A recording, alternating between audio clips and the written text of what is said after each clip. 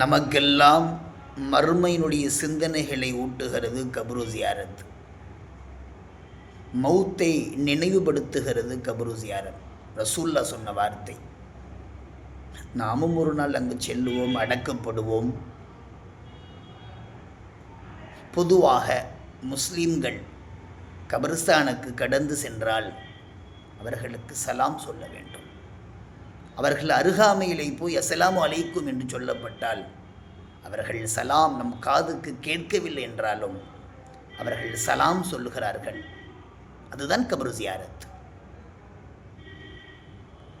கபரை ஜியாரத்தை குறித்து சில பேர்கள் அதை விமர்சிக்கிறார்கள், ஷிர்க் என்று சொல்கிறார்கள். அஹ்லுல் சுன்னத்துல் ஜமாத் நல்ல முறையில் விளங்கிக் கொள்ள வேண்டும். கபருக்கு செல்வதினால் அவர்களுக்கு சலாம் சொல்லுகிறோம், அவர்களை கண்ணியப்படுத்துகிறோம்.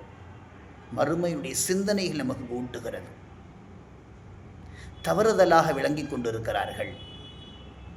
சில பேர்கள் வணக்க வழிபாடுகளாக ஆக்கிக்கொண்டு அவர்களுக்கு சஜிதா செய்கிறார்கள். அதை நாம் ஏற்றுக்கொள்ளவில்லை. கபருக்கு சென்றால் அவர்களுக்கு சலாம் சொல்லி அவர்களை கண்ணியப்படுத்துகிறோம் இஸ்லாமின் பார்வையில்.